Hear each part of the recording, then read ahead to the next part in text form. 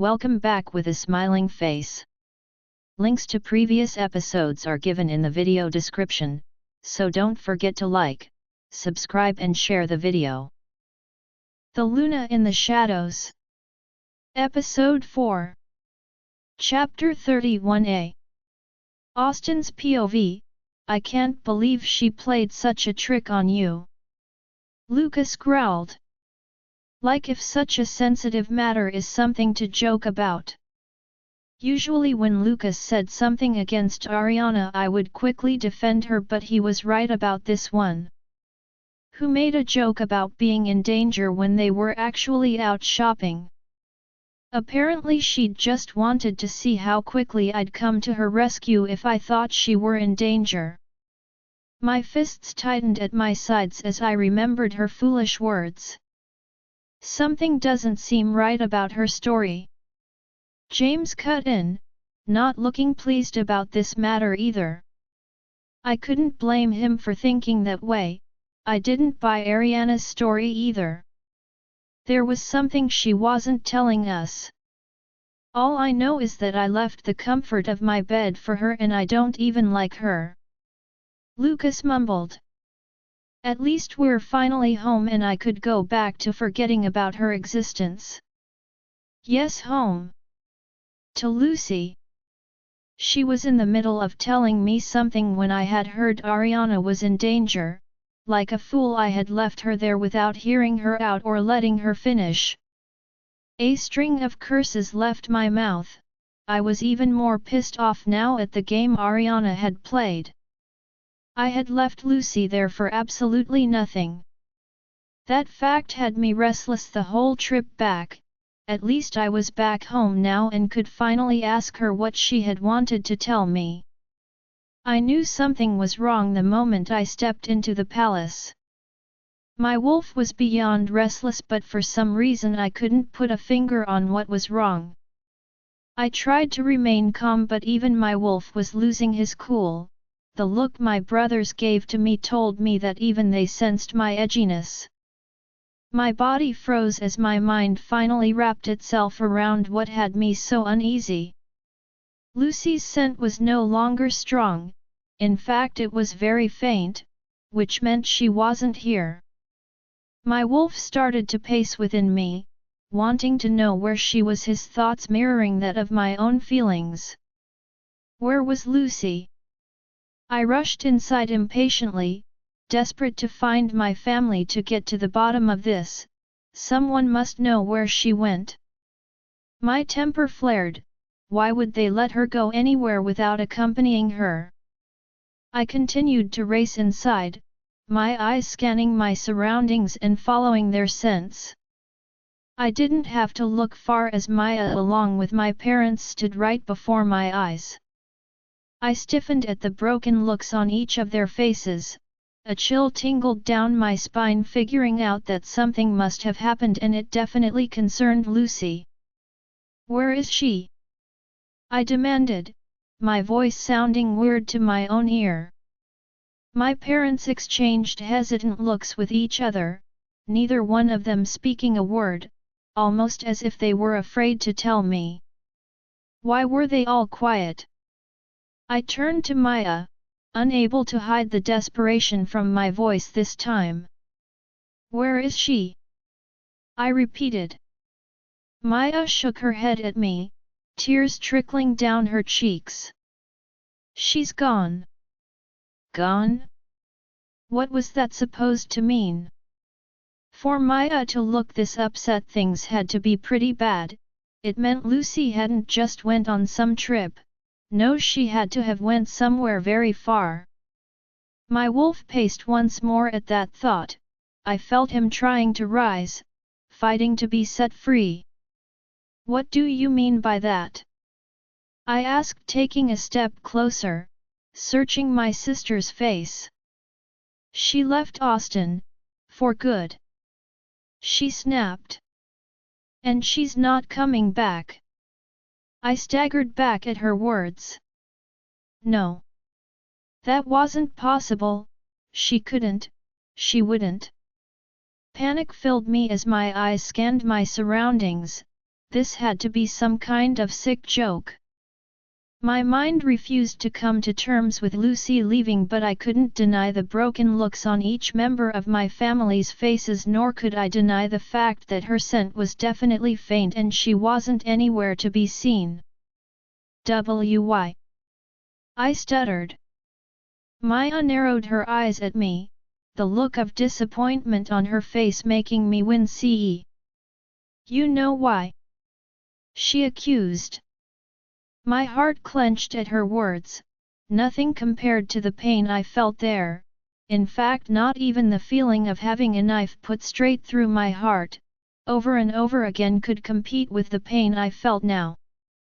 Even with all of the evidence, I still refused to believe she had left me. I wouldn't believe it until I had seen it for myself, until I had searched every inch of this palace.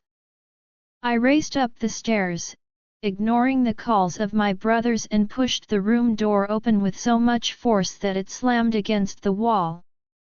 My head was spinning as I scanned the room for anything that belonged to her. No. Gone, it was all gone.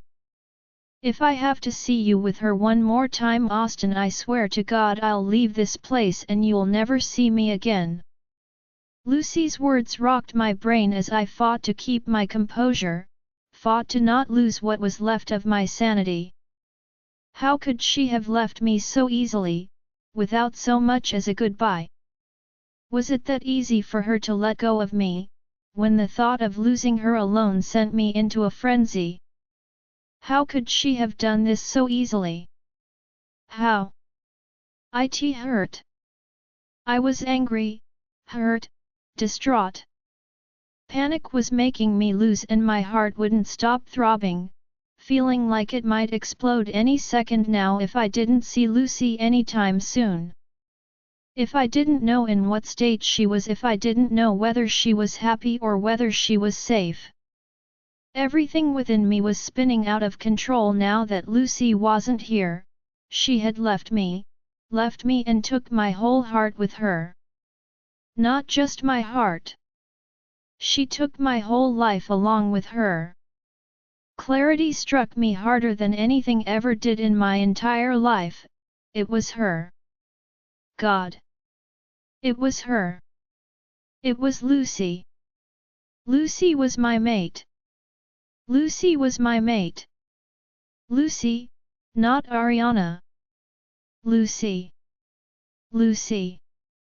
As soon as the recognition hit me, a stabbing pain attacked my head and I doubled over, crashing to the floor. I held my head as I groaned out loud, feeling a force within me completely shatter. I stayed like that for a few minutes, unable to move through the pain. The moment the pain stopped, I felt something lift from within me. I froze as more clarity shocked me, my body turning to stone. Ariana.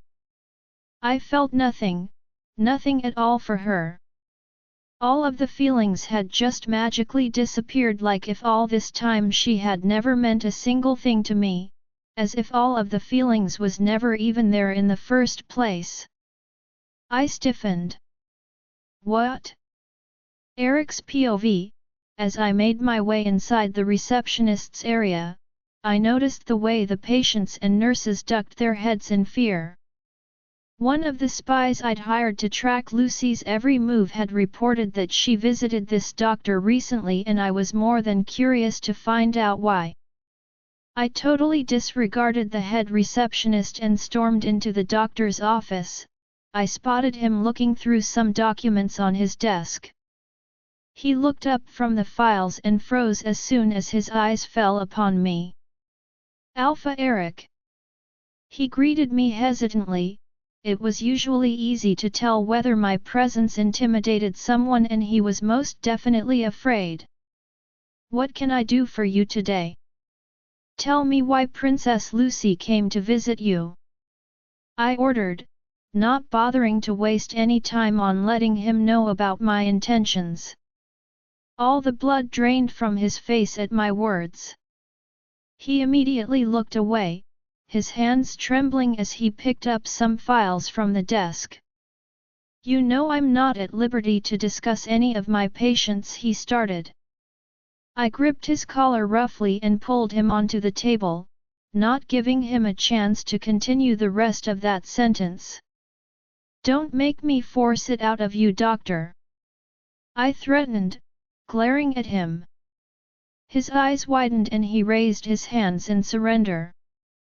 She's pregnant. He blurted out. Shock tore through me. Lucy was pregnant? When did they even have time to? It had to have happened when they were at the council. This changed everything. I couldn't have her coming back 3 months from now and yet again ruining my plans by bringing her baby.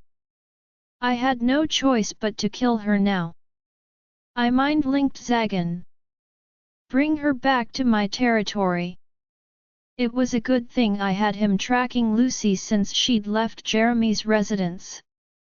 As soon as we had her back in my territory, that was it, I would get rid of her for good. Austin's POV, you're saying all of your feelings for Ariana just vanished? Maya asked in shock, looking at me as if I were mad for speaking such words. I nodded, trying to stay calm and keep a clear mind from everything that had unfolded in just one day. How is that even possible? My mother asked, leaning against my father for support. I've come to one conclusion. I had to have been under a spell. I finally muttered, my body stiffening at my own words. It's the only thing that makes sense to me. And it had to be from Ariana. Lucas concluded. For if you were under a spell to make you believe she were your mate, then what was her excuse for sticking around? She must have known you weren't her mate all along. He was right. I had already thought about that. Ariana would have already known I wasn't her mate, and she didn't mention a word to me, which meant she was the one to put the spell on me. But why? I didn't want to put any false accusations, however. The only way to prove this were true was to visit an actual witch and have them confirm it for me. If it were true, however, my blood boiled at that sickening thought. Someone was definitely going to die. Loud footsteps brought my attention to the doorway, my eyes falling on the 2 figures there. What is he doing here?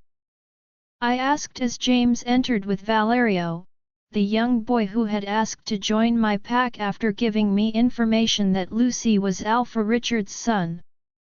James and I had discussed it after our return from the council.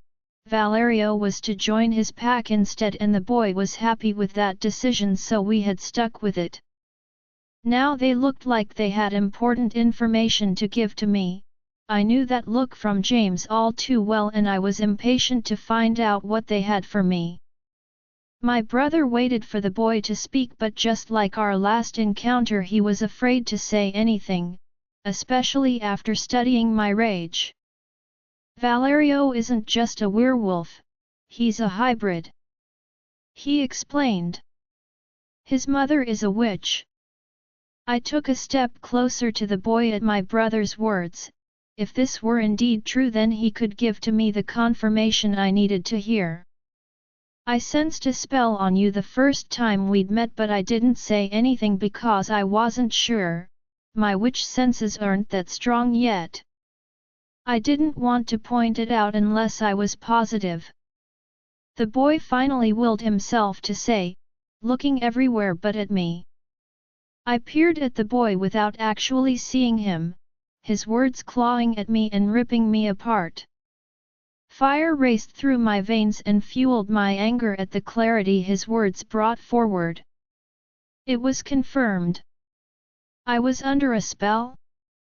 All this time I stood up for Ariana thinking she was my mate. It was all for nothing? All because I was under a spell? I lost Lucy over a spell? My mind burned with images of the many times Lucy had hurt because of me foolishly taking Ariana's side over hers. All along Lucy was my mate and she had to stand there and watch me claim to love another. I couldn't even begin to imagine the pain I'd put her through. It would have broken her heart into tiny pieces to see her own mate with someone else, the one person who was supposed to love and cherish her with everything within him, giving that love to someone else right in front of her. The hurt in her eyes that I'd put there on multiple occasions were haunting me now, killing me inside. What had I done? I'd put my true mate, my true love through the worst pain possible. All because I couldn't recognize that someone had messed with me and placed me under some god-forsaken spell. How could I have not seen it? All the signs were there. From the minute I'd laid eyes on Lucy I should have known that she was mine. I was a piece of. I hated myself. I wanted to rip myself apart with the amount of self-hatred racing through my veins now. What have I done? I roared, my voice crazed and unrecognizable to my own ear. The guilt within me was eating at me raw, taking away the little sanity I had left within me after finding out Lucy had left me. I fell to the ground as I let out another soul-shattering roar of agony. I rose up and started pelting furniture throughout the room, smashing my fists against the glass tables. My brothers were immediately by my side, pulling me back and forcing me to stop harming myself. But I didn't want to stop. Seeing the blood trickle down my hands was helping. The more I hurt myself for causing Lucy pain, the more would I feel at ease. But I knew nothing would fully cure me until I had gotten Lucy's forgiveness for what I had done. But would I get it? For I wasn't even worthy of forgiveness after what I'd done to her. Was it too late to get back my mate? I didn't know what it would take to get her back, but I was willing to lay down my life if she asked that of me. But first, I was going to murder every single person responsible for putting this spell on me and separating me from the one person I couldn't live without. Fury lashed through my body like a whip. What was left of my sanity was now completely gone. I was out for blood. Lucy's POV. I trembled in fear. I wasn't sure what had happened. One minute I was on my way to my parents' home and the next I had a bag over my head and was being dragged to Lord alone knows where. My hands were tied tightly behind a chair, the rope digging into my skin and I couldn't see anything but blackness. My panic continued to rise as the seconds ticked by, fear for my baby's life making it hard to concentrate on anything or think clearly for that matter. I cursed my luck. It seemed as though a single day couldn't go by without my life being in danger, but things were a lot more serious now. I had a baby to protect and I was determined to kill anything or anyone that threatened my baby's life. I stiffened as sudden footsteps sounded a little distance away. I could hear multiple voices as well, they were getting closer by the second. How many kidnappers were there exactly? The voices were becoming a lot clearer as the men neared me. I froze upon hearing a new voice amongst them. I knew that voice. Before I had time to ponder more on my recent thought, the bag was roughly pulled out from around my face without warning. I blinked, my eyes adjusting to the bright light before focusing on the person in front of me. My blood crawled at who I saw next. "Hi Lucy." Eric was standing over me with a predatory look as he waited for me to respond. A shock of pure horror lashed through me as my eyes scanned the room. I was surrounded by 5 other men and they all were looking at me as if they were just waiting for orders from Eric before they pounced on me. My gaze fell on the only woman in the room, her presence a strong one amongst the men. She gave off a powerful dangerous aura, everything about her screamed black magic. A witch, I silently thought, and not one of the good kinds either.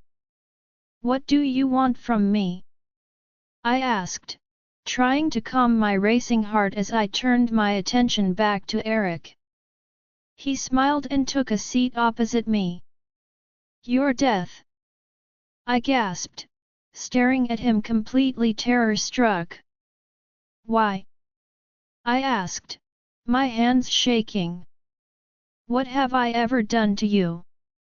He sighed, turning to the rest of his apprentices in the room. What has she done? She asks. He told them, shaking his head at me as if to say I should have already known what I did. You know, Lucy, before you came everything was going as planned, and then as soon as you entered the picture my plan started to fail. I should have expected this from you, however, like father like daughter. Your father almost ruined my plans years ago and you came to do the same. Luckily, just like your father, I would get rid of you and get away with this just like I'd done in the past. What are you talking about?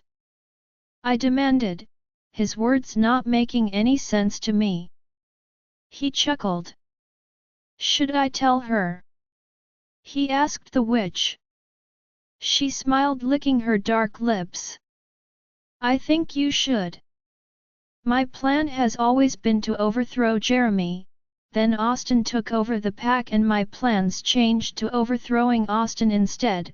My pack always deserved the #1 position, you see. Anyway, years ago your father overheard my plans to ambush Jeremy's pack, but before he had time to tell Jeremy of my evil plot, I turned the entire thing on him. My allies weren't strong enough at that time to finish off Jeremy's pack, so I knew I had to at least get rid of your father so that he couldn't sell me out.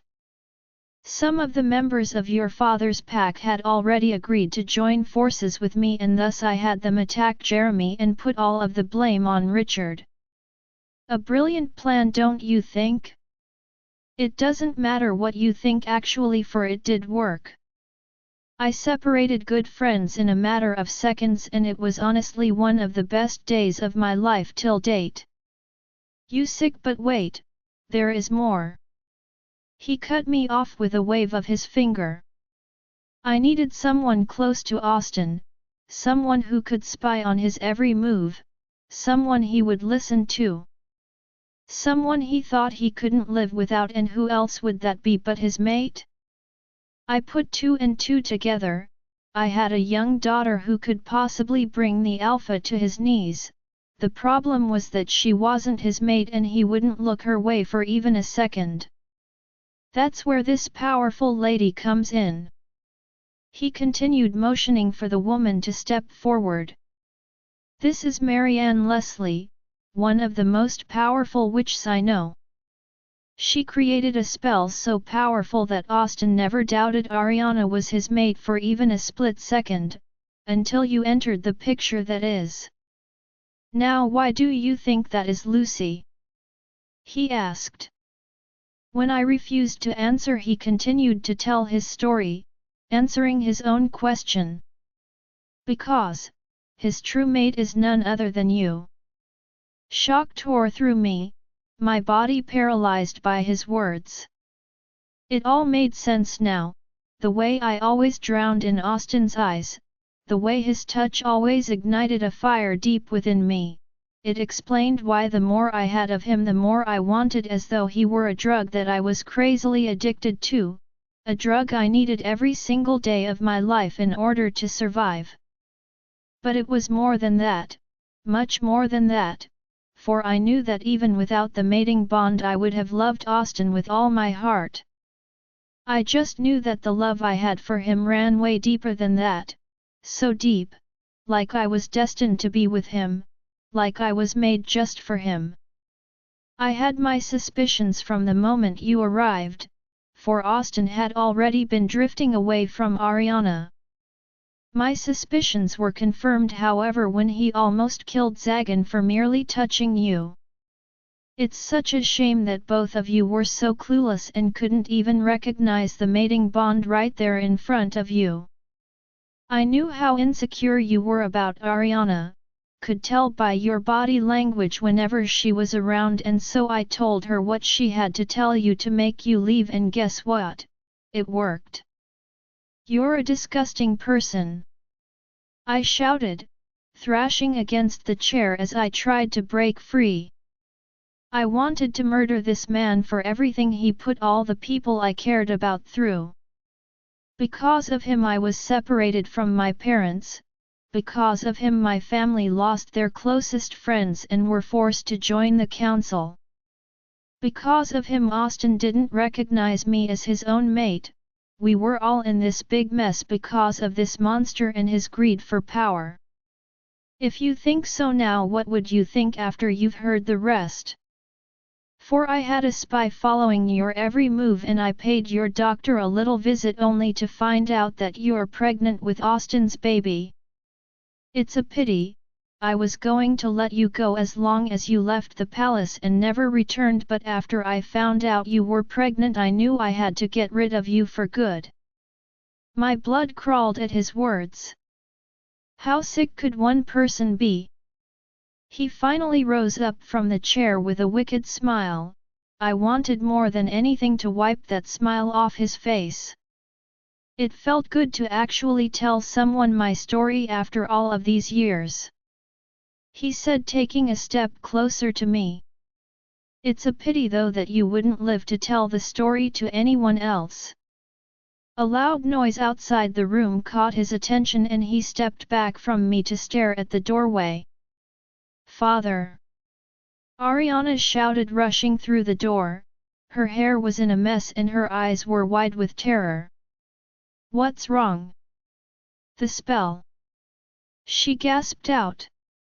"It's broken." For a moment Eric's eyes were unfocused and it took a second for him to interpret her words, but when it finally sunk in on what she had said, he was pacing the room and shouting out orders for everyone around him to follow. He roared. "We need to act now." Her words gave me hope. If the spell had broken, then Austin should know we're mates by now, which meant he would come for me. Despite everything happening around me, I felt glee at that thought. But the happiness immediately died down at Eric's next words. "Show them no mercy, kill them all," he told his men. The thought of any harm coming to Austin and his family sent me into panic, the anger that was growing within me intensifying further.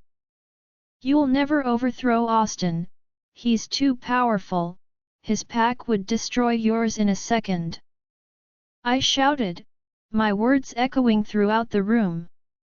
Eric stiffened, turning to me with a glare. "That's where you're wrong. You really think I waited patiently all these years just to fail in the end? I've thought this out a million times in my head. I've assembled over 5 packs to defeat Austin.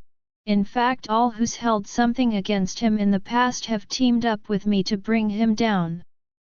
I gasped, my body shaking in fear, afraid of what was about to go down. Austin wouldn't even see the attack coming, which meant he wouldn't have time to prepare. No one would. I could feel my own pulse quicken at the thought of losing Austin to these heartless beasts. "It's going to take us almost a day to assemble all of the packs, so we must leave now," he ordered the men in the room. "Ariana," he called, turning to his daughter. "I thought I would have gotten the pleasure of killing Richard's beloved daughter, but I would leave the honor in your hands. Finish her off." "Yes, father." As soon as the room emptied out, Ariana turned to me. "Scared?" she asked. I narrowed my eyes, glaring at her. All this time she knew Austin was my mate, and she deliberately made me believe he was hers, making me leave before I could have told him about my pregnancy. "How could you do this to Austin and his family?" I asked in disgust. She laughed. "I've always had an obsession with Austin. He was one of the very few men who didn't look my way no matter how hard I tried to get his attention, so when my father proposed the witch spell I was more than happy to go along with his plans. However, I've never cared for Austin or his family, they mean nothing to me. In fact, I despise half of them. She explained. I admit it was fun, especially when you came here, Lucy. I enjoyed seeing the pain on your face each time Austin tended to me and totally forgot about you. You're just as bad as your father, you both deserve death. She gave a fake yawn at my words. This conversation is getting quite boring, let's kick it up a notch. She said as she walked over to a table with several knives laid out on top of it. She glided her fingertips over each of them before picking out the sharpest one. So I heard you're pregnant? She announced as she took a step closer to me with the knife in her hand. How about we get rid of the baby first? She suggested as she grabbed onto my hair and pulled my head back roughly. My blood boiled at her ruthless words, and never before had I ever wanted to rip someone's throat apart. No one threatened my baby's life and got away with it, no one. Lucy's POV, I bit down hard on Ariana's hand. Before she had time to recover, I pushed myself up and slammed the chair against her with so much force that she crashed against the wall, the knife from her hand flying halfway across the room. I pushed myself backwards and crashed the chair against the wall. The wooden furniture immediately broke into tiny pieces. My eyes zeroed in on the knives on the table and I hastily gripped one and worked the knife on the rope. My hands were freed just in time to prepare for Ariana's next advancement. Catching her by surprise, I grabbed one of the broken wooden pieces and smashed it against her head. I didn't wait for her to make any further attempts to harm me as I charged forward, tackling her as soon as she made her first attempt to get up. I grabbed her hair and slammed her head against the wall. Ariana touched her forehead in shock at the blood trickling down her face. "You stupid!" she screamed as she lunged for me.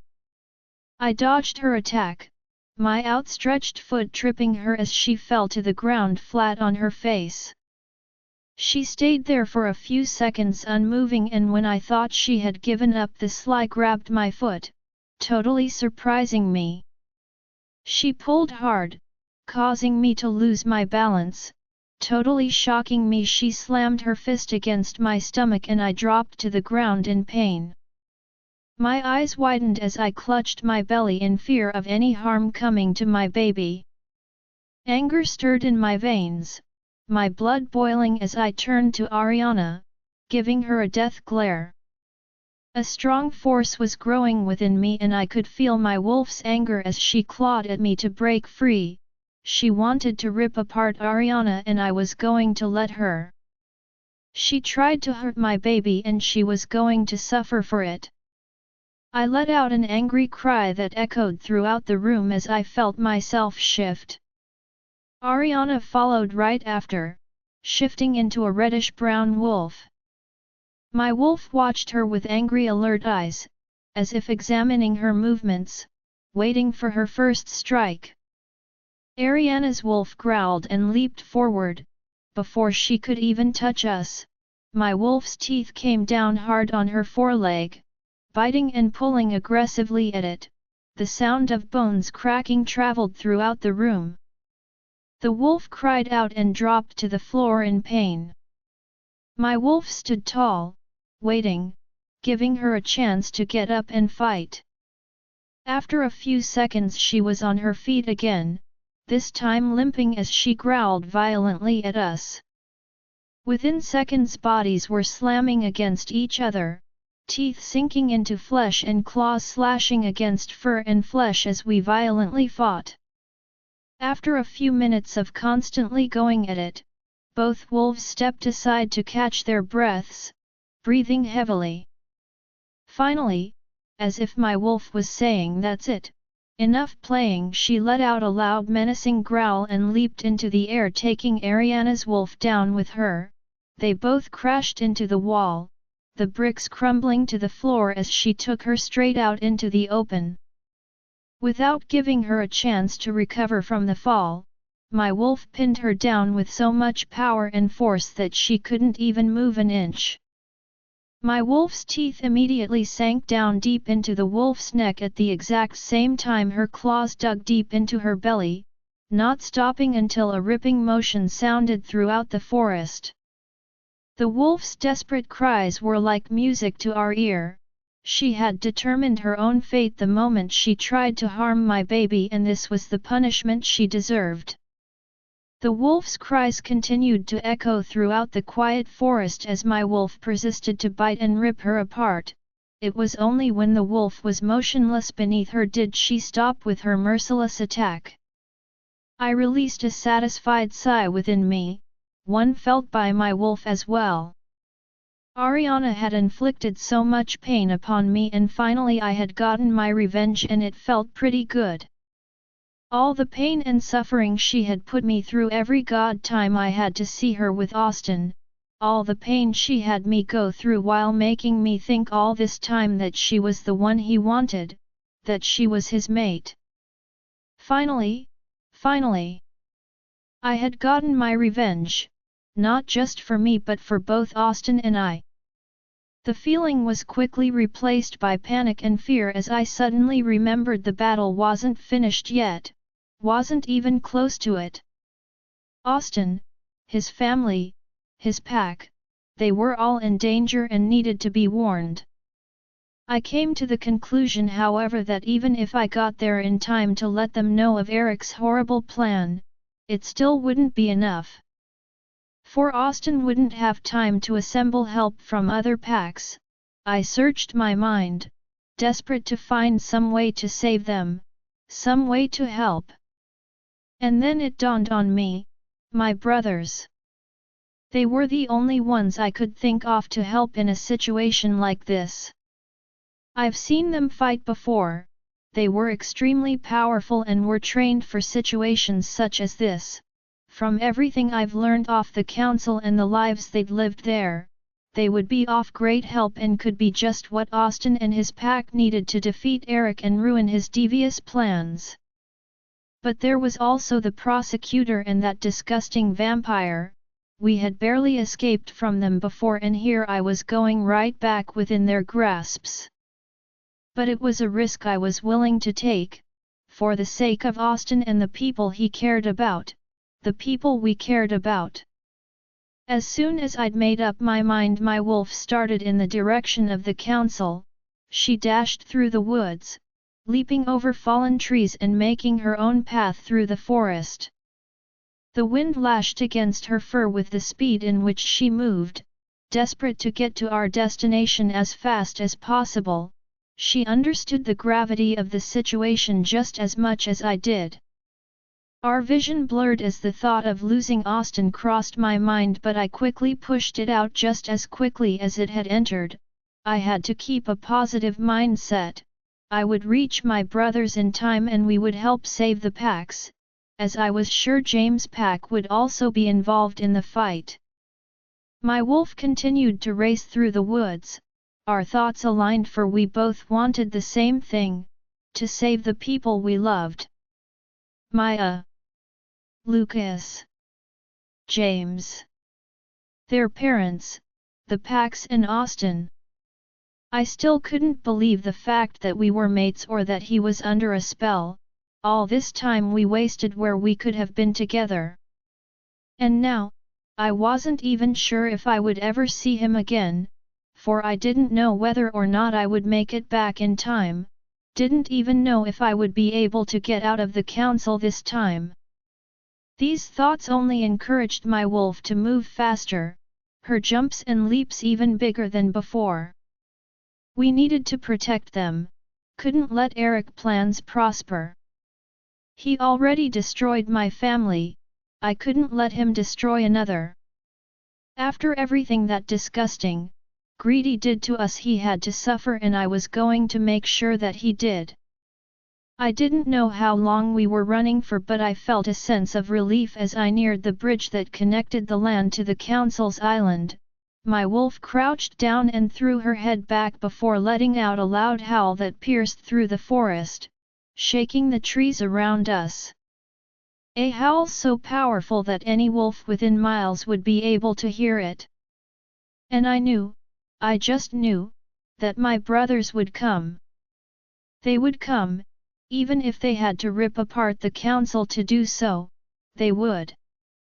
And together, we would fight to save the people we loved, fight to get revenge against the man that put us in this mess. We were going to destroy him until he wished he never did what he did to us. Alpha Eric was going to suffer. Hermanos POV, Thane. I shouted. Catch. In one fluent motion, Thane caught the sword in his hand and pierced it through the rogue's heart. Nolan followed right after and pierced it through the skull. I spun with a high kick, landing on top the bleeding rogue, and with one swift swipe ripped its head off. Marcus leaned against the tree while watching us. Well, that was easy, he drawled. Are we ever going to get a real challenge? Thane shook his head at our brother. Be careful what you wish for. I was with Thane on this one. From the way things were shaping up, my brother might actually get what he was asking for, a real challenge. It wasn't like we had never been faced with a real challenge before.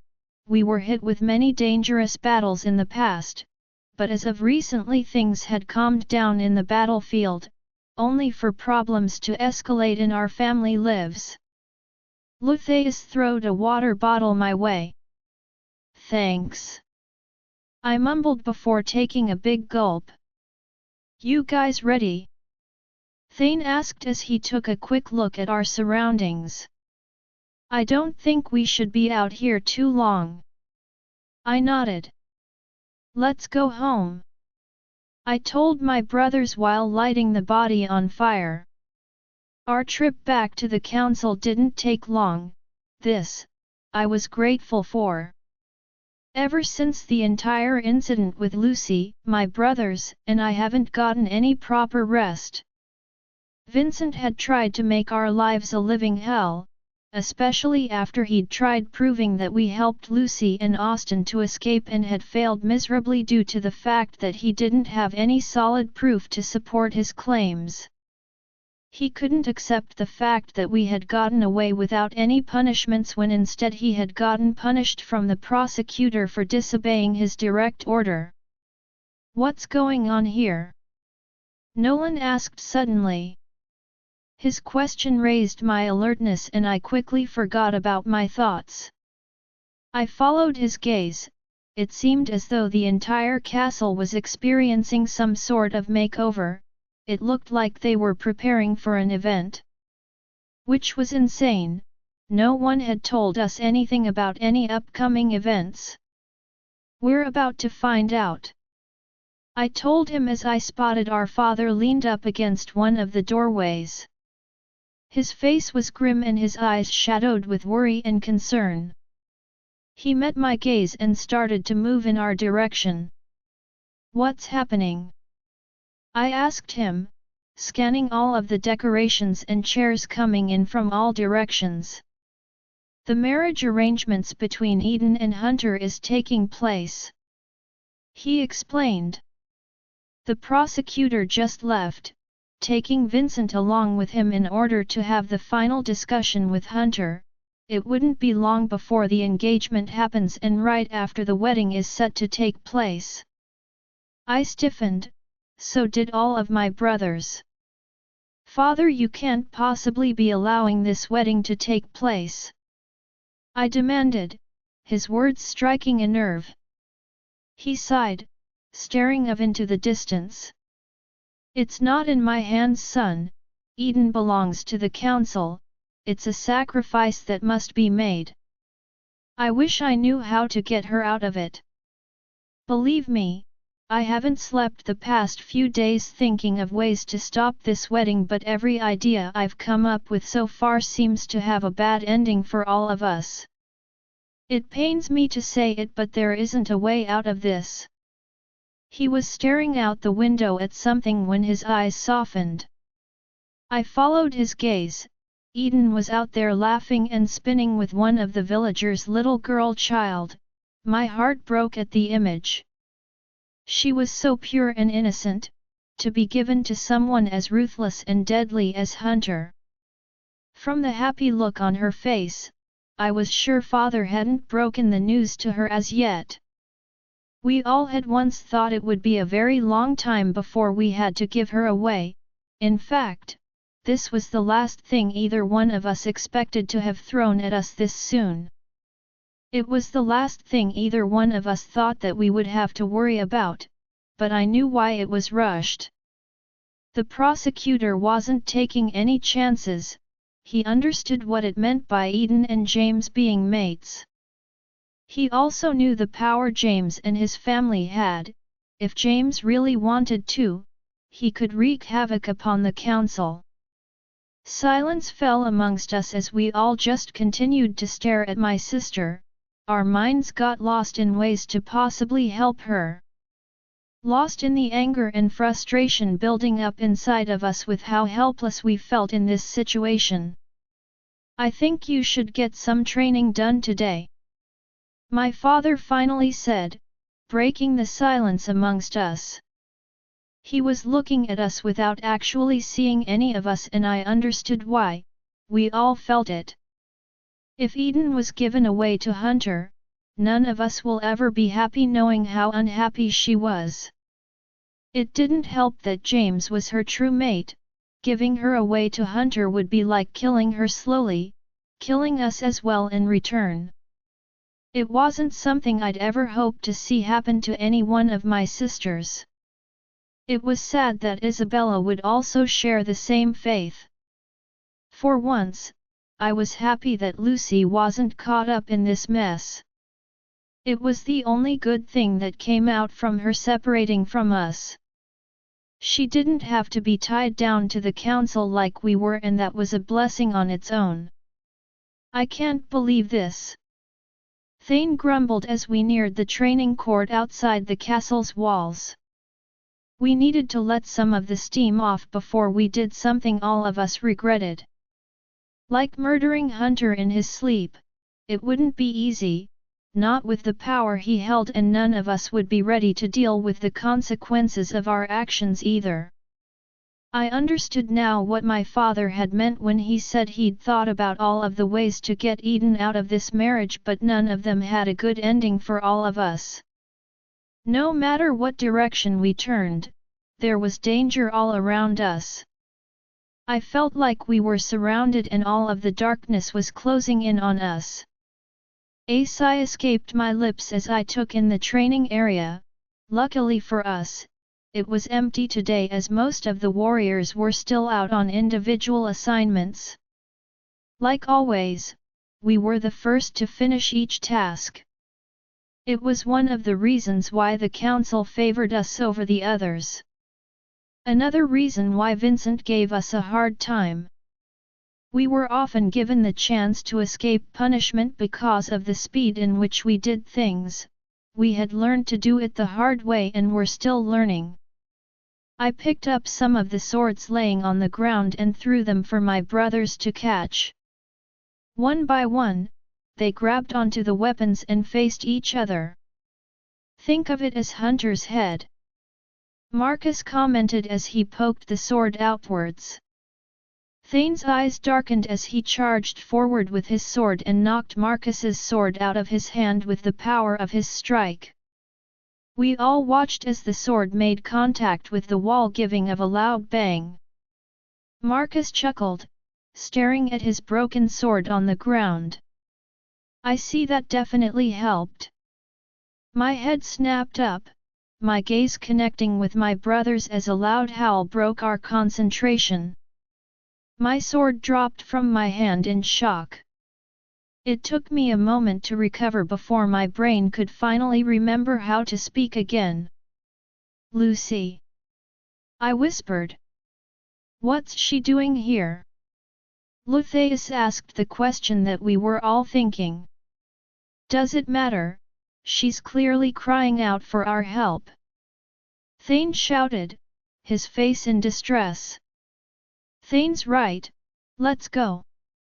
Within seconds we were all shifting into our wolves, not waiting for any explanations as we raced to our sister. Whatever it was she needed, whatever help she was crying out for, we were going to give it to her. Austin's POV, are the packs ready? I asked Alex, taking one last look at the outlined plan in front of me. He nodded. Everyone's already here, they're just waiting for your signal. Okay. I told him. Let them know I'll be out in a minute. Yes, Alpha. Without another word he turned and left me to my own thoughts. It's been a rough day so far, one of the most difficult days of my life till date. I was torn between wanting to go after Lucy and bringing her back safely home and getting revenge for the injustice that was done to us both. No matter how much I wanted her here with me now, I didn't want to have her back until I had punished every single person behind the spell that was put on me. Nothing bothered me more than knowing I'd hurt Lucy because of it. At the same time I was pissed at myself for not recognizing her sooner. If my wolf had sensed it all along I should have as well. I let a spell separate me from my very own mate, the woman I loved. The woman I was supposed to lay down my life for and fill her own life with happiness. Instead I had only brought sorrow upon her. From our very first meeting till now, she had to suffer because of me. With a mighty roar I pushed the table in front of me over, everything shattering onto the floor. I gave a frustrated sigh as I rested my head against the wall, forcing myself to remain calm. This was not the time for me to lose control, no, it was time for me to get revenge, for both Lucy and I. I owed it to both her and myself to let the people responsible for our pain to suffer for their evil deeds. And we were very close to getting that revenge. I'd spent the entire day getting the packs ready to invade Eric's territory. We wanted answers, and if the answers weren't what we wanted to hear, then a freaking war was going to break out. The friendship my parents shared with Alpha Eric all these years would be broken in but a few seconds. I didn't understand why, but I felt very uneasy. My wolf felt it as well. It had me on edge, and I knew this feeling had nothing to do with Lucy's absence. Something wasn't right and I couldn't put my finger on it, couldn't explain the feeling within. It was as though my wolf sensed that we were in danger. Could it be because of the upcoming confrontation with Eric and Ariana, or was I missing something? James entered, followed by Lucas and Maya, breaking my concentration on the matter. Everything's set, he told me. His gaze wandered to the overthrown table on the floor before turning back to me. Is everything okay? He asked, his eyes shadowed with concern. I exhaled. I just can't believe I didn't see all the signs before now. I should have known. I whispered more to myself than to him. He placed his hand on my shoulder. Don't beat yourself up over this, it's in the past. You have to focus on getting Lucy back now. All that matters is that you realized that she was your mate even while under the spell. It took you longer than you would have liked, but you still did, and that's what is important. Before I could respond, a loud howl echoed throughout the quiet night. I instantly froze as I stared at the shocked, terrified looks plastered on each of my siblings' faces. Breach! James roared. Within seconds we were all shifting into our wolf forms and crashing out the pack house from all directions. I took in my surroundings as soon as I was out in the open. the first thing I noticed was both packs all huddled in a corner, trapped. There were wolves to the front, the back, the sides, all growling and closing in on us. We were surrounded. There was a wolf to the front that was nearest to me. I recognized him as a wolf I'd faced in the past. He was the alpha of the Reds pack and we didn't have a very pleasant last encounter. He charged forward and aimed his attack for me. I grabbed onto the alpha's neck and with one aggressive pull ripped his head off his body. That seemed to be the cue for the rest of packs who were against us to attack, for within seconds wolves were attacking from all directions. There was growling, yelping and ripping sounds echoing throughout the entire forest. If anyone was near, they would surely fear for their lives. The sounds were similar to that of a horror movie, but even that wouldn't be as bad as how it was now. How many packs exactly were here? From the looks of it, each of these were packs I'd faced in the past. All of whom I'd defeated in the worst way possible. It was safe to say that they all held some sort of grudge against me. Each time a wolf came at me, I finished him off within seconds. These wolves were not a match for me or my brothers. Not even for my oppressors, they were all being wiped out with ease. I'd trained my pack for situations like these and I was proud of each of my members. They were fighting with everything I'd taught them and I would have been impressed if I wasn't so caught up in everything happening all at once. The problem was the fact that there were many more wolves coming at us one after the next. Eventually our energy level would decrease, it would be difficult to fight that many all at once and not fall in the end. I took a quick glance at all of my pack members. They were already growing tired, we were outnumbered by a great number. How long would we be able to keep this up for? As I continued to evaluate my surroundings and take a closer look at my opponents, something seemed extremely off about this entire ambush. None of these alphas were capable of pulling off something like this or even putting a plan like this into motion. Whoever was behind this had to be plotting for years and had to hold some sort of high power, so, who was it? It was hard to follow through on that thought, for wolves were coming at me one after the next, sometimes more than one at the same time. I didn't know how long we were fighting for. The sound of bones breaking was all I've been hearing for a long time now. I studied our surroundings. More wolves were still coming. My pack along with my brother's pack was getting worn out. They were too much for us. I watched in agony as I saw many of my pack and brother's pack members fight to stand strong despite having more than one wolf on each of them. It wouldn't be long before we fell. We couldn't hold off all of them, it was impossible. So far I knew every single one of the wolves that attacked. What was going on here and why hadn't any of us seen this coming? Then it happened. Everyone suddenly paused as a new pack joined the fight.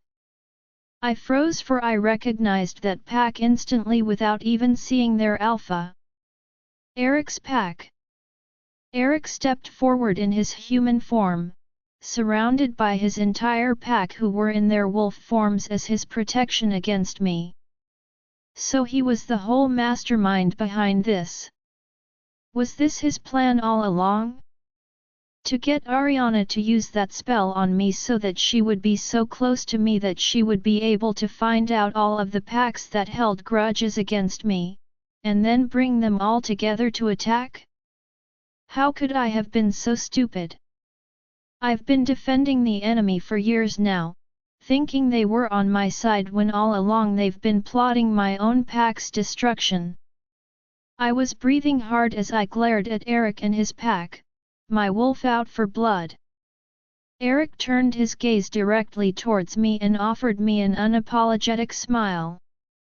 Interesting, all that fighting and you haven't lost a single one of your pack members yet. he stated, taking a look around at all of the dead bleeding bodies lying motionless around us, with none of them belonging to any of my pack members nor my brothers. We were badly injured and bleeding, but none of us lost our lives, and I prayed it stayed that way, but it wasn't looking good for us. Definitely not with Eric's pack being here. His pack was just as dangerous as ours. We all know that's because you haven't faced my pack as yet, he drawled. I growled, my wolf ready to pounce on him, his emotions a mess with a mixture of rage, pain, and confusion. Wait, you might want to hear this, he said, stopping us from advancing. I presume you already know that you were under a spell and that I was the one behind it. What? What you don't know, however, is that I had your mate Lucy kidnapped. I also left Ariana to finish her off before we came here. My heart sped up, my wolf standing still as we waited for him to continue. What was he talking about? All this time Lucy was being by him and I didn't know? No, that couldn't be true. I should have been able to sense she was in danger. Yes, Austin. Lucy is probably already dead by now. Everything around me became motionless as my mind refused to come to terms with his brutal words. No. It wasn't possible. Nothing could have happened to Lucy. I would be able to feel the loss of the bond the moment something did, would be able to feel my heart lose its will to beat. She had to be alive. But by the way Eric seemed so confident about her death made me panic. Everything around me beginning to spin. She couldn't be gone. No, I couldn't live without her. Lucy couldn't be gone. My wolf threw his head back and let out an ear-piercing howl of agony towards the bright moonlight, followed by the howls of all of my pack members, crying out for the loss of Lucy. My wolf was raging as he turned back to Eric, one thing on both of our minds and one thing only. To destroy Eric and his pack. I leaped into the air, trying to reach him and rip him into shreds, but was blocked by his pack members.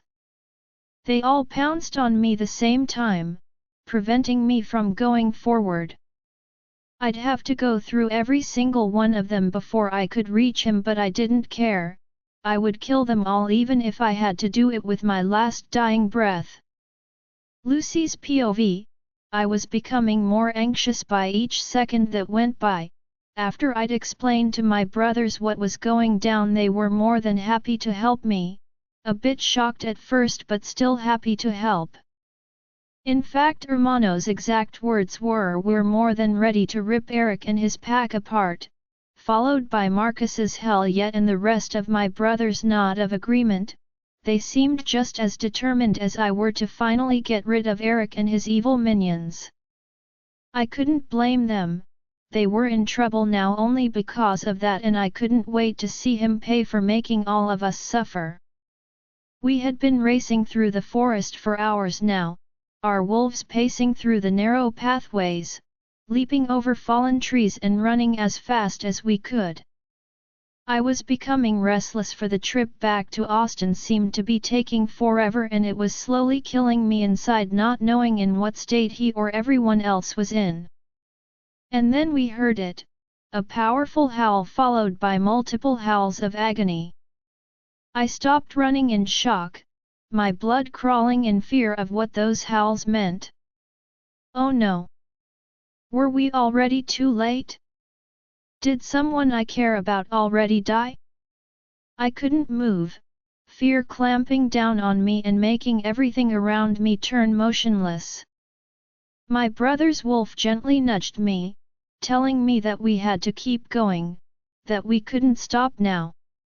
I didn't need to be told twice, my wolf gaining more strength and determination than she ever did before, her long jumps even bigger than that of my powerful brothers.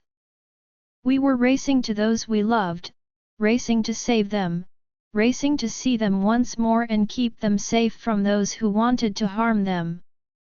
I'm coming, Austin. I'm coming. Austin's POV. I was in the middle of ripping apart Eric's pack when a loud howl rippled through the air and shook the trees around us. I froze, recognizing the sound immediately. Lucy. My head snapped up in time to see 5 wolves jumping into the fight, a group of powerful wolves I'd once fought. Lucy's brothers. What were they doing here? I didn't have time to ponder on that thought, for right after I spotted Lucy's wolf, she made a grand entrance as she leaped into the air.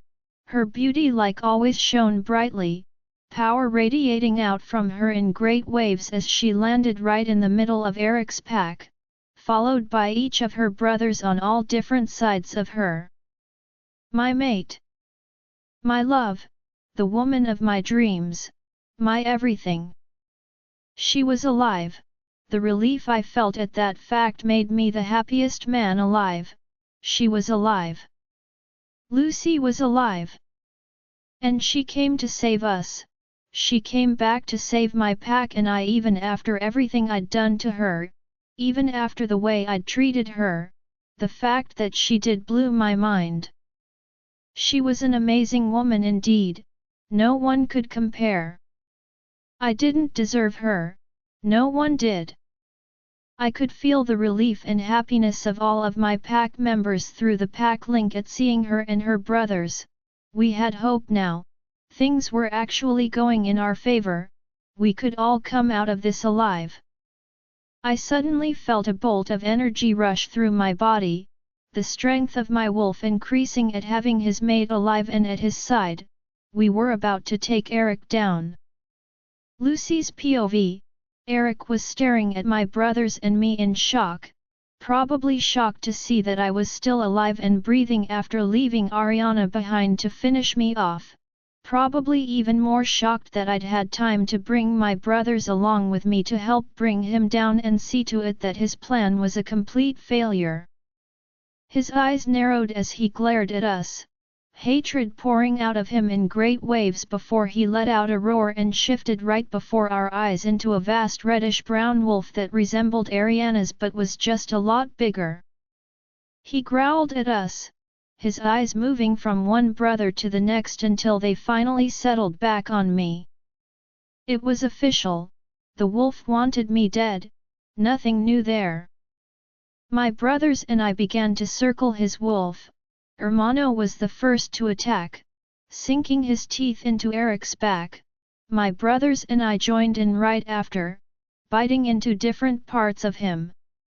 Eric's wolf yelped in pain as he tried to shake us off him, but none of us were letting go, and we weren't planning to until we were finished with him. None of us stopped, not even when some of Eric's pack members started to advance on us from all different directions. Suddenly, out of nowhere, I felt a sharp pain in my bones. I let go of Eric, unable to concentrate through the pain, and looked around, only to realize that all of the wolves on our side were experiencing the same torture. What was causing this? My eyes continued scanning my surroundings until they spotted a woman far from the battle. I froze, understanding what was happening now. Marianne. The witch is responsible for putting Austin under the spell. She was Eric's backup plan, so she was here to help him if things went wrong. It all made sense now.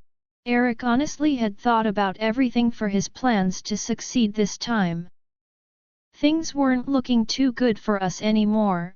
She prevented us from using our full strength, giving the enemies the upper hand. I watched in horror as Eric's pack began to attack us from all directions. My brothers, as well as Austin, and the packs, were trying hard to fight back despite the pain infliction we were experiencing from the disgusting witch. A loud, mighty howl suddenly echoed throughout the night sky. I followed the sound and spotted a sizable black-gray wolf in the air before he came crashing down onto Eric's wolf. What? Surely it couldn't be accurate. but it was my father. He came.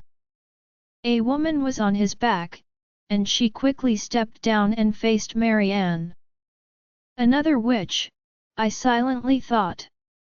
How did my father know about this, and how did he know we would need a witch? The pain stopped as the other witch used magic to fight against Marianne's spell. Within seconds, the battlefield had turned against Eric and his wolves, with Austin's pack and his allies overcoming them all. It was clear as day that Eric's pack was going to fall, and they were going to fall hard.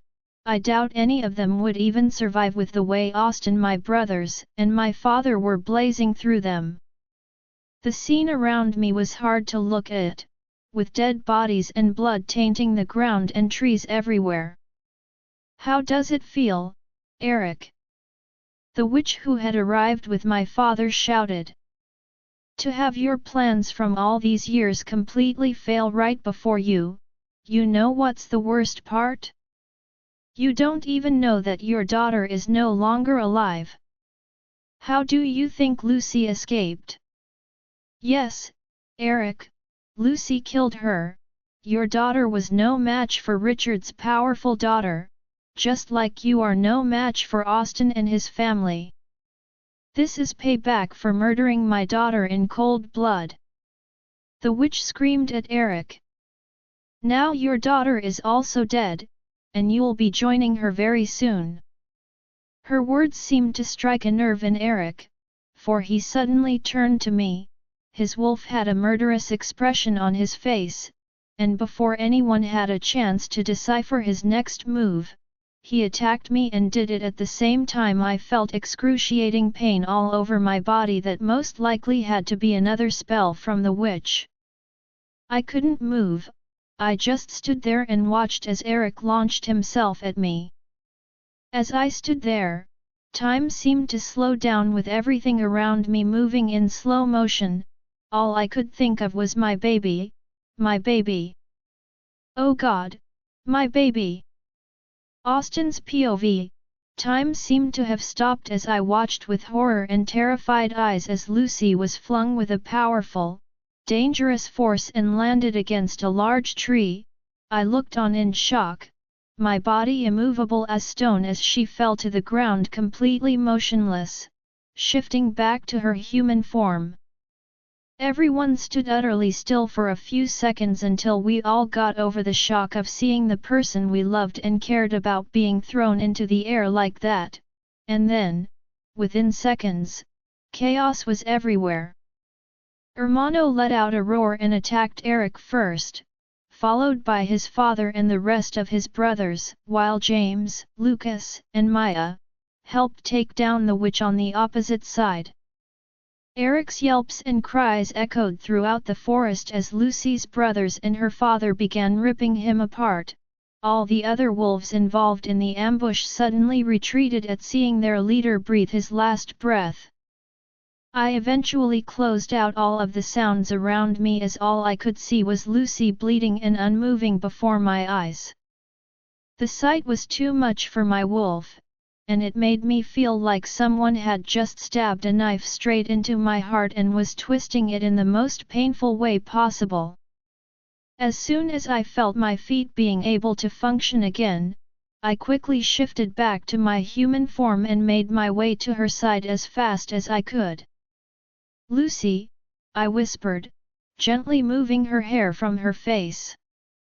Lucy, I said again, my panic growing the more I saw that she wasn't moving, not even a little bit. I hastily leaned down and lowered my ear to her nose. Her breathing was very faint, along with her pulse. I had to act fast, but didn't know what to do to save her. If I tried to take her to a doctor, I didn't think she would be able to last that long. Her pulse was already too low. I could feel everyone crowding and surrounding us. I knew that all of my pack members would be able to feel my pain through the pack link and were probably feeling the strain from it all. I felt someone approach us but paid no attention to it, unable to take my eyes off Lucy. You have to complete the mating ritual, Austin. Lucy's father told me, unable to hide the worry in his voice. It's the only thing possible to save her. The strength of your love and the mating bond could help defeat the effects of both the witch's and Eric's attack. I didn't need to be told twice. Whatever I could do to save the love of my life, I was going to do it. I held Lucy near me, holding her head gently in my arms before leaning down as my pack began circling us. Stay with me, baby. Without another thought, I bit down hard on her marking spot.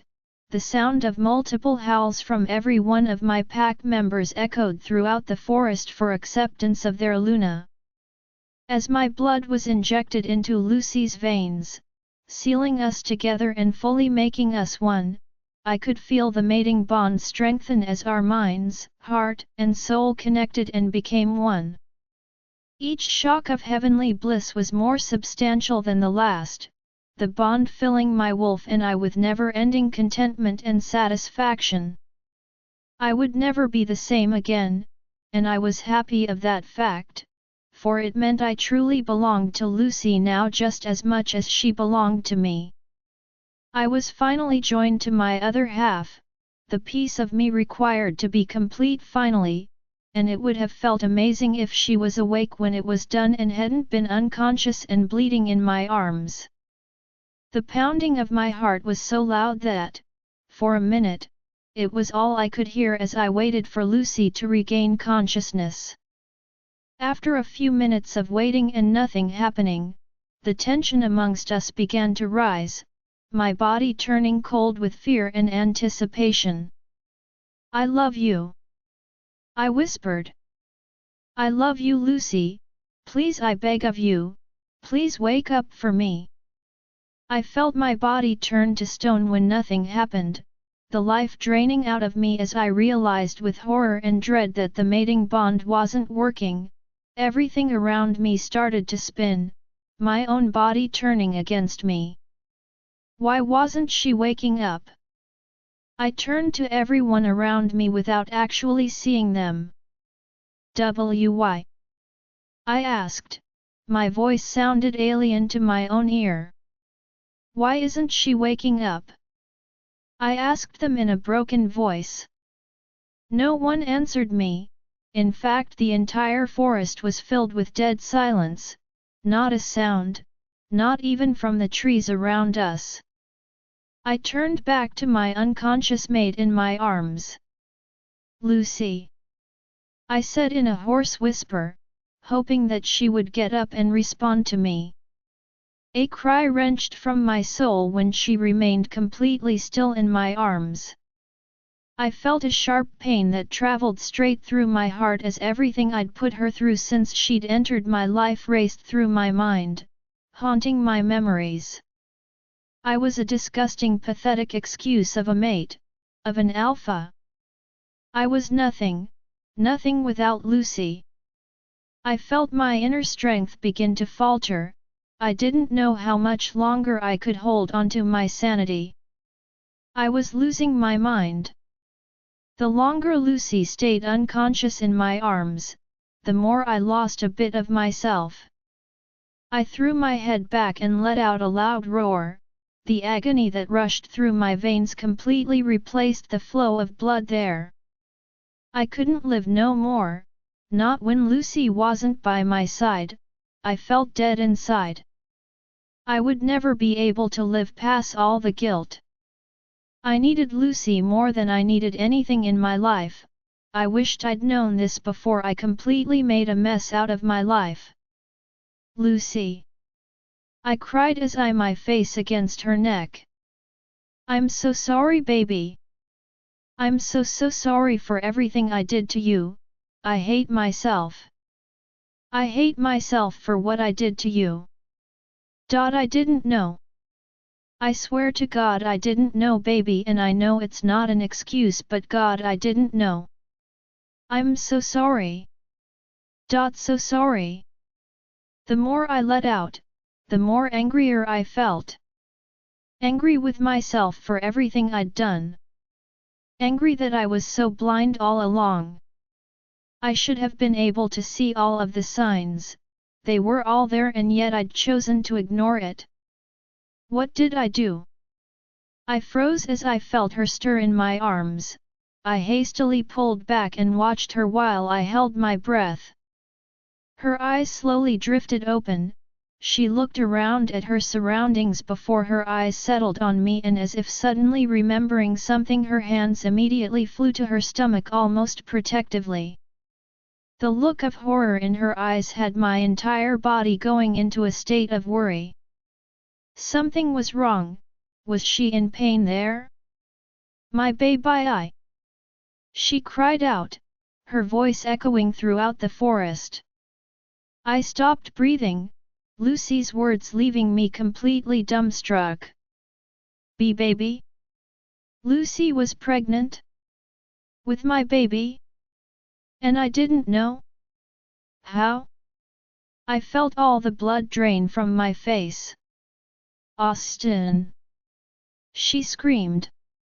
My baby! Please save my baby! Please see! She cried even louder, her terrified screams breaking through my shocked daze and bringing me straight back to her. I stared deep into Lucy's teary eyes, taking her face into the palm of my hands. I swear to you, Lucy. Nothing, absolutely nothing would happen to our baby. I swear to you. I promised her, I would never allow any harm to come to our baby. Never. I'll get the car ready. Lucas announced before I could say anything. He shifted and raced out the woods. I pulled Lucy into my arms and held on tighter than I needed to as I lifted both of us off the ground. I leaned down and laid a kiss against her forehead before I started running through the narrow pathway that led to the roadway. Nothing would happen to our baby. As soon as I got out the car, I raced into the doctor's office. He took one look at Lucy bleeding in my arms and immediately started giving out orders to the nurses around him. During our ride back, she had gone unconscious again, exhausted from crying out for our baby. She was scared and it drained all the energy out of her until she couldn't take it anymore. It was very hard to see and even more difficult that I didn't know what condition our baby was in. Please. I begged the doctor. Please save our baby. I carefully followed his orders and laid Lucy onto the patient's bed. I'll need you to step outside with everyone else, Prince Austin. He told me. Please, allow me to do my job. He added before I could respond. I didn't want to prevent the doctor from starting his examination and so forced myself to leave even though everything inside of me was begging to stay with Lucy. I dropped to the ground in defeat, my heart racing and feeling as though it was about to explode any second now. I pulled at my hair as I felt tears form in my eyes as I pounded my head against the wall. I didn't remember the last time I've ever cried, didn't even know if I ever did before. It hurt, both my baby and Lucy was put in danger because of me, it burnt like hell. A wave of depression crashed down on me as the tears poured out my eyes like a river. I didn't know how long I was waiting for before the doctor came out, all I knew was that it was the longest minutes of my entire life. Each second that I didn't know what was happening inside the doctor's examination room felt like a second closer to my very own death. Everyone waited impatiently for the doctor to say something. My anxiety had reached the sky and I didn't know how I would take the news he was about to give to us. Both Lucy and the baby are safe from any harm, he announced with a bright smile. The tension in the atmosphere around us was immediately reduced. Happiness and relief exploded within me at his announcement. My mate and my baby were both okay, it was everything I could ever ask for. In fact, I didn't think I would ever wish for something ever again after this day, as they were all I would ever want in life from this day forward. After everything I'd put Lucy through, having both her and our baby in my life healthy and alive was the biggest blessing I could ever wish or ask for. I knew what I had to do now. I had to beg for Lucy's forgiveness, had to beg that she gave me another chance to show to her just how much she meant to me, to show to her just how much I loved her and just how much I loved our baby. To show to her how sorry I was for not recognizing her sooner, to show to her that I would never ever let another tear come to her eyes because of me again. There was so much I wanted to say and do for her, so much, and I couldn't wait to do it all. I only hoped that Lucy would let me back into her life, let me into our baby's life. Our baby. I loved the sound of that. God, Lucy was actually pregnant with my baby. The happiness that suddenly engulfed me at that thought was more than I had ever felt in my entire life. And they were both out of danger. The two most important people in my life were completely safe and in my life. After everything, after all I put the love of my life through, how could I still be so lucky to have been blessed with such happiness? Happiness that I owed all to her. I'd given her the world of pain and instead she'd only given to me happiness upon happiness. What had I ever done in life to have been blessed with someone as amazing and precious as Lucy? I still couldn't believe that she had come back to save us. If Lucy hadn't returned with her brothers, there was no way my pack and I would have survived that attack by ourselves. She had saved us, when she didn't have to. Lucy had shown time after time again the love a mate should have for their own. Without even knowing about werewolves, Lucy had somehow been a better wolf than I had ever been. "Can we see her now?" I asked the doctor. He took a look around the room and realized it was filled with people waiting to see Lucy, from my family to Lucy's family and even the pack members. The office was packed to say the least.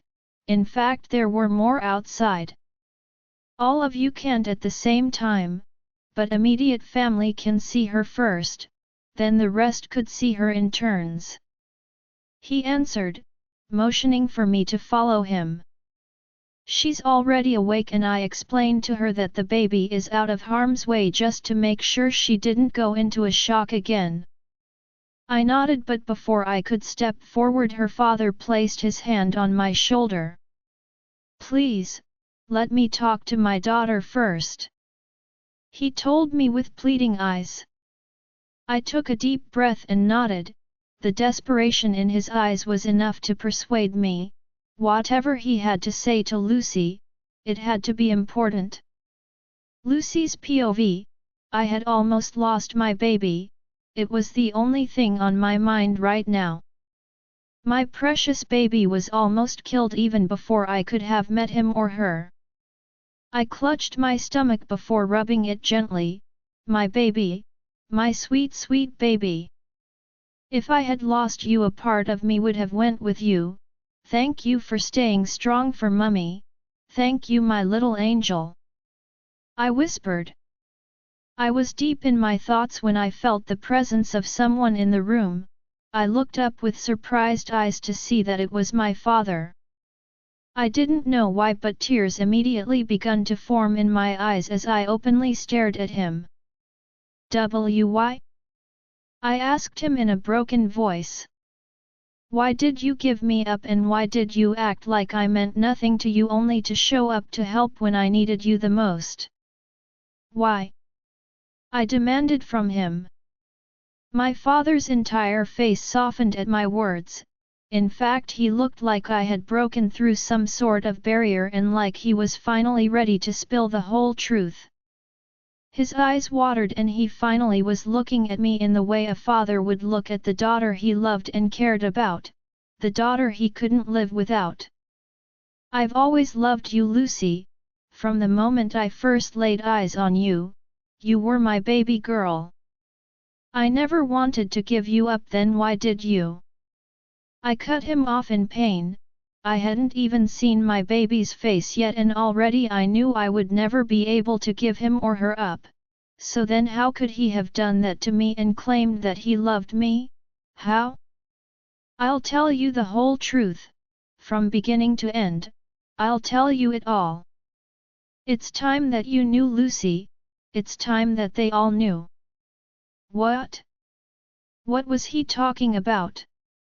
My father motioned for everyone to enter the room and join him. I watched in anticipation as my brothers walked in, followed by Austin's entire family. My eyes kept searching the crowd until I found him there in the middle. He wasn't looking at me. His gaze was down and it looked as though he was ashamed of himself to even be seen looking at me. His thick dark brown hair was in a complete mess. Anyone would think that he'd been pulling at the strands for an entire day. It had me thinking that it was exactly what he'd been doing while I'd been in here.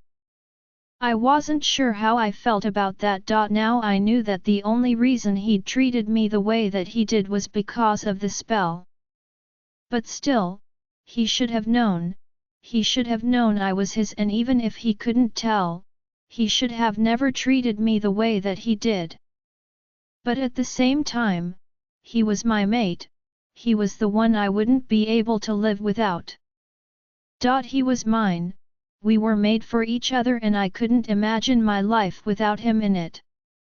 I relaxed in slow stages, reminding myself that I now had a baby to protect. It would do my child no good if I kept stressing over this entire thing. I was at least grateful to know that we'd all come out of this battle alive and with just a few scratches. I turned my attention back to my father as his voice echoed throughout the room. He was finally ready to explain the truth. It all started the day I overheard a conversation between Eric and his beta. I was on my way to let him know of a surprise birthday party I wanted to throw for Jeremy, and instead I'd gotten the shock of my life after hearing of his brutal plan to overthrow Jeremy's pack. Unfortunately for me, I didn't realize one of Eric's pack members had seen me and told Eric I'd heard everything. So, before I had time to warn Jeremy of the attack, Eric had already set his plan into motion. Apparently, he had already bribed some of my pack members to join him on the ambush. He knew that he wouldn't be able to overthrow Jeremy with the little power that he had back then, and so he only let my pack members do all the attacking so that he could frame me and make it look like I was the whole mastermind behind everything. That way, no one would believe anything that I had to tell them about that specific incident I'd witnessed. After the whole attack, no one listened to a word I said. My father explained as he turned to gaze at King Jeremy. You didn't wait to hear my side of the story. Didn't give me a chance to prove my innocence. It did hurt, because you were like a brother to me. I've always spent my life proving my loyalty to you and your family because I've always considered them as my own. I understood why you did what you did, however, all the evidence said I'd done it. So you banished my family and I. Without many of our pack members, we could no longer support ourselves. Austin's parents were looking at my father, their eyes brimmed brightly with unshed tears. I could see the regret in their eyes for everything they'd done as they gazed at my father almost pleadingly. They hadn't said anything yet, but the look on their faces spoke volumes on the way that they felt about my father's confession. My father's eyes were distant as he continued with the story. He seemed to be reliving the past, and I couldn't imagine how hard it must have been to have kept all of this inside for so long. We suffered for a while, could barely afford food with what we had left. One day I came across this woman crying in the forest near our new home. After approaching her, I realized that she was a witch, Her eyes were blood red and she was shaking as though she'd just lost something important to her, as though something tragic had occurred. I took her into my home and there is where she told me her story. Her name is Paige Snow and she is the same which I brought with me today. Eric murdered her daughter, that was why she was in such a horrible state. A mother grieving for her child, it only proved just how disgusting Eric truly was. I don't know whether it was fate that brought us in the same place at the same time, but what happened next completely shocked me a lot more than the news of Eric killing her innocent daughter. As soon as her eyes had fallen onto Lucy in the arms of my wife, it was as though she'd stopped breathing, her eyes were distant and it looked as though she was in another world.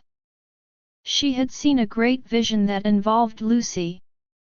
She requested that we bring the child closer to her and she pressed her hands on her forehead in hopes of seeing more than her last vision. My father explained as he turned to face me once more. I held my breath for what more was to come. This could be the answers I'd desperately been searching for in the past. She then explained to me what she'd seen. In her visions she saw the destruction of Jeremy and his family because of Eric. But that wasn't what had frightened the woman, there was something dark. Something dangerous, something that was coming to Earth, something that could destroy us all.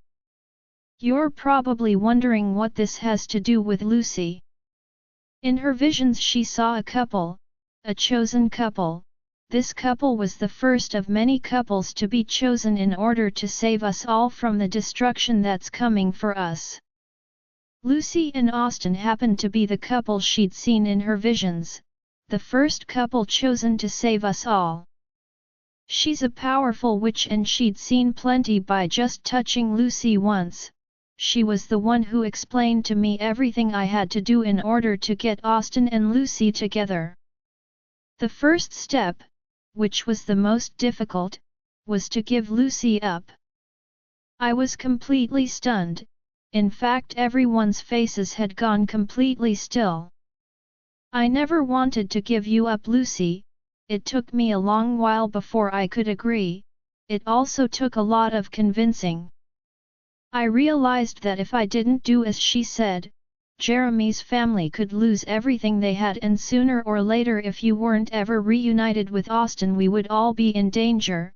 You two are destined for each other, it's already been written in the heavens, you are a match chosen by the gods. Chosen to fight to save many lives. And you two aren't the only ones, there are many chosen couples to come. I don't know who they are but they have already been chosen and they would all join you in the fight that is to come. After your mother and I gave you up we were completely broken. That didn't stop us from keeping an eye on you, however, any chance we got we would watch you from afar, where we were positive no one were watching and could see us. We were always looking over you, the witch was also by our side to guide us along the way. She also wanted revenge against Eric for what he had done to her daughter and therefore, she was willing to help us every step of the way. He took a deep breath before continuing, his eyes once again distant. And then we were forced to join the council, it was my last resort and it was all I could do to support my family after our lives were threatened on multiple occasions. I couldn't risk my family going rogue. It wasn't easy, we all fought to make a name for ourselves in the council, fought to survive. And then your nosy brothers wanted to make sure that you were okay. They almost spoiled my plans when they brought you to the council. I couldn't be the loving father you needed there, it's a place that you cannot show any emotion for if any is shown, they thrive on using it against you. I also needed you back with Austin as quickly as possible for like I said, he is your destined mate, the bond between the both of you runs deeper than any other werewolf-mated couple. He said before walking towards me and taking my hand gently in his. I could say so much more, Lucy, but this is everything that you needed to know. I know it may still take some time for you to forgive me, but I would continue to watch and love you from afar and protect you in whatever way I could, until you're ready to allow me into your life and be the father that I've always wanted to be for you." The tears were flowing uncontrollably now. I couldn't believe all of this. All this time I had misunderstood my whole entire family. Especially my father. I forced myself to sit up from the bed and opened my arms to hug him.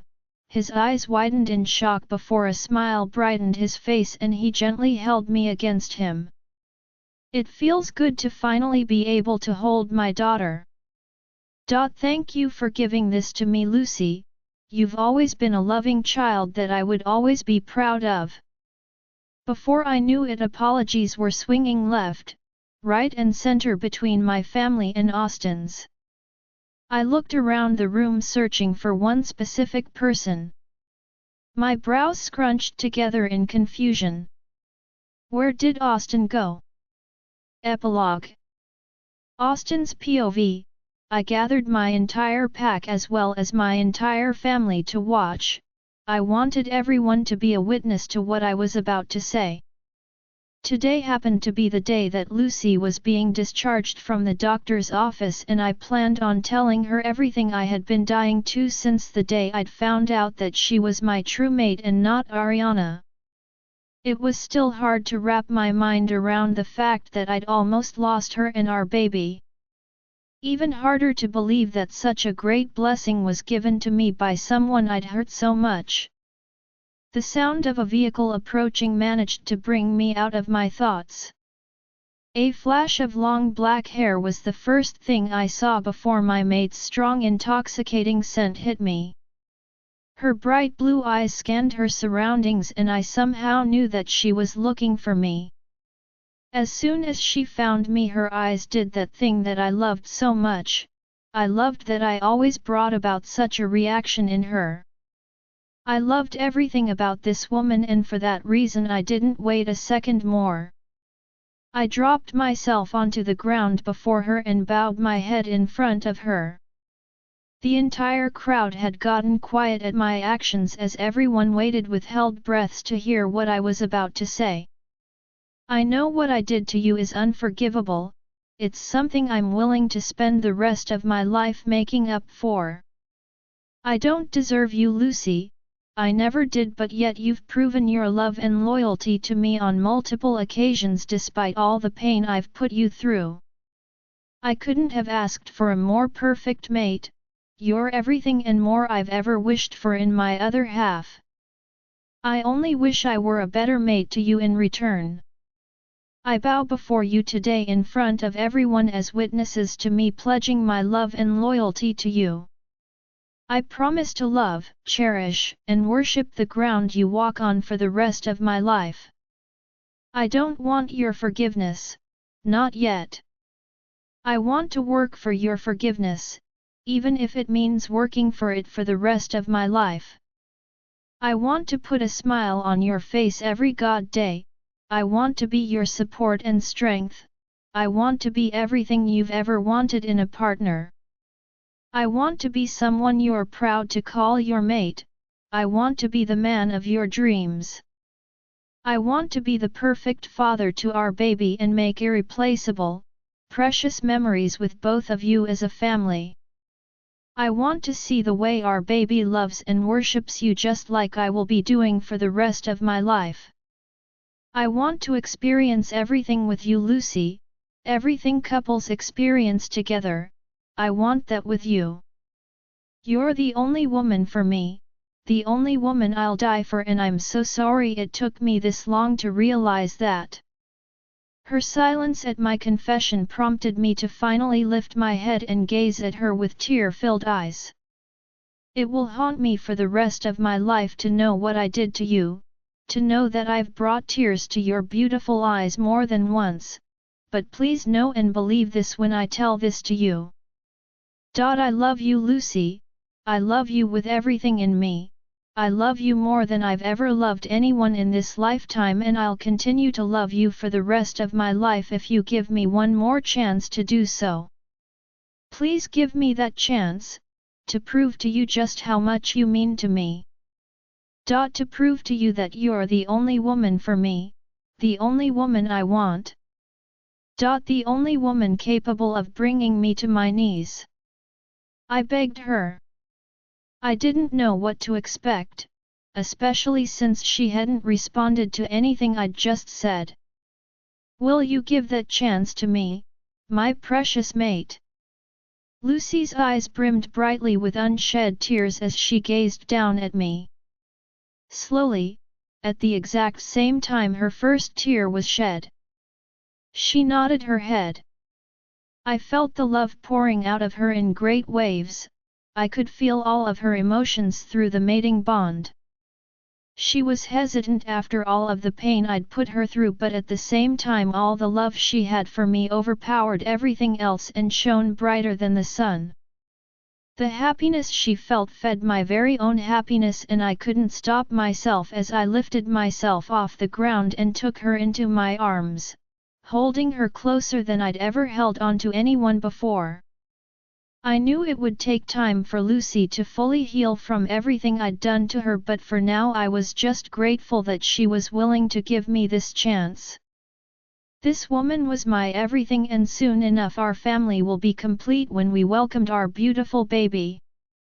Lucy's POV, it was hours since Austin had confessed his love for me in front of everyone that we knew. I hadn't expected it, but I couldn't remember the last time I'd ever felt this happy. I was scared to let him back into my life again, as I didn't want to feel the pain like I did before, but at the same time, I couldn't deny the fact that he was under a spell and at least deserved one more chance to prove to me that he did in fact love me. For now, I just wanted to be happy, and I was happy as long as I was with him. I was happy all now, and I couldn't wait for Austin and I to finally start our journey as mates together. We'd already been through so much together, and it was time to learn from our experiences and move on. Everything my father had said to me was still somewhere in the back of my mind, but I didn't want to worry about that just yet. I wanted time to engross myself in this happiness I was experiencing right now. Everything else could come after. I looked towards the door as I felt the presence of Austin, something that had grown stronger since the second that we were officially bonded. I kept my eyes there until it opened and he entered. His eyes immediately fell on me. The heat I saw there had me squirming under his hungry gaze. He gently shut the door and walked towards the bed without taking his eyes away from me.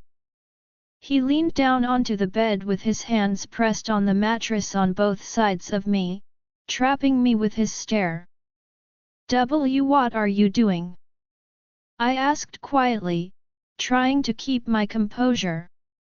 He reached forward to brush a strand of my hair from my face before rubbing his thumb against my cheeks lightly. Lucy. Let me worship you tonight. Please. I couldn't move, all I could do was stare at Austin in shock. I couldn't even manage to give him a small nod.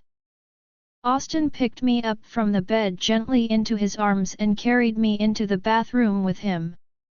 He slowly started to undress me, his hands lightly brushing against my skin, causing goosebumps everywhere.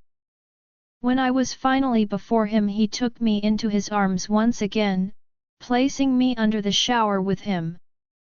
He was staring at me in awe, as if he was in a trance and I was all that he could see. All I could do was watch him as he watched me. He slowly began soaping my entire body, and after he was finished, leaned back to watch the water take it all away. When he was contented with his work, he lifted me out of the shower and laid me down onto the bed. Completely wet. He lowered himself onto me and began sucking the water off my skin, drying my body with his mouth alone. I moaned under his lips that was doing crazy things to my body. Without knowing it, Austin was igniting a raging fire within me and killing me slowly. But what a wonderful way was this to die. Can I make love to you tonight, my sweet Lucy? He asked with passion-filled, hungry eyes. Please. I begged, unable to take it anymore. After everything, I needed this a lot more than I wanted to admit to myself. I wanted to be as close to Austin as possible, it was the only way to feel whole again. Austin didn't need to be told twice I love you. Oh God, I love you. I screamed as Austin clamped his mouth onto his mark on my neck. Austin stopped devouring my neck for a second to whisper against my ear. I love you too. More than you would ever know. And with those words I came harder than I've ever done before in my entire life. Oh God, how I loved this man. My mate, I didn't want anyone else. He was all I'd ever want. Apparently, it was only just the beginning, for Austin spent the rest of the night making love to me, over and over again. It was the next day and my brothers as well as my father were ready to go back to the council. They had been away for far too long already. They needed to head back before the council decided to come here themselves and force them back. We were all by the castle's gates. It was crazy that this was exactly where I'd first met my brothers, and now here they were leaving yet again. Things had changed so much since then that it was almost hard to believe that this was my life now, that my life had gotten so much better since then. If I had known the things I knew now back then, I don't think I would have ever believed a word anyone had said to me. I didn't regret any single experience, however. Those moments helped me to grow and become the woman I am today. It helped to make me stronger in order to fight for the people that mattered to me. For the people that I loved. Made me stronger so I could be a worthy enough mother to my baby. Before I came here, I had no one. No one that cared for me, no one that would fight to keep me safe, and now I was surrounded by people that would give their lives for me. To say that I was blessed would be an understatement. I looked at the people around me, from Austin to Austin's family, then to mine and back to Austin. The love inside of me was threatening to explode. God, how I loved them all. I wasn't sure if we should mention this to you, Hermano announced.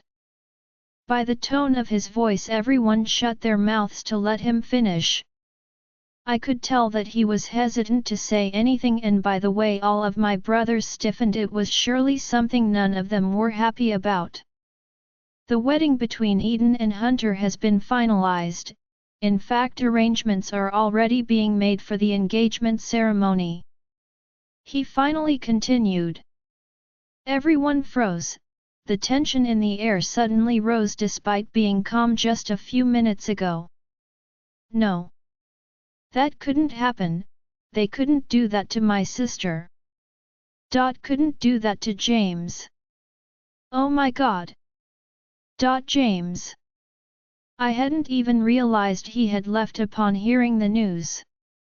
I'll go check on James, Maya said, walking off. Austin wrapped his arms around me supportively. It's going to be okay, he whispered before placing a kiss on my forehead. I'll do whatever I can to help your sister through this.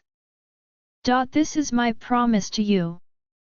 As I buried my head against Austin's chest with his arms wrapped around me protectively as he spoke to my brothers.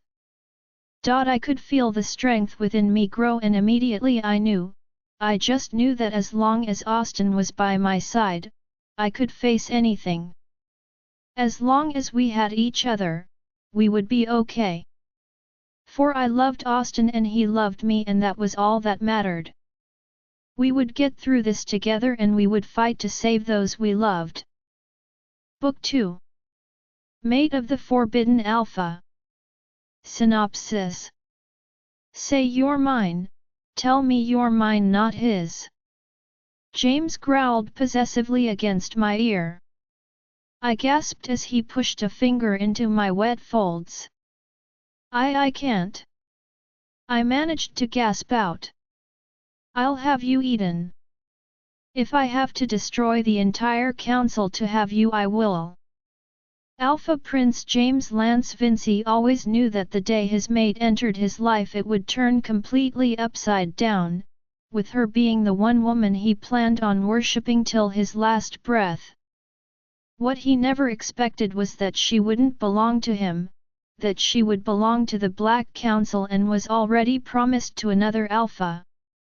Despite the possibility of losing everything he'd once had, he didn't care, for all he was determined on getting was his mate, and he planned on claiming her as his own even if he had to do it on his dying breath. Eden Cross never had an easy life, after her parents had no choice but to join the dangerous Black Council. Her life had been anything but easy.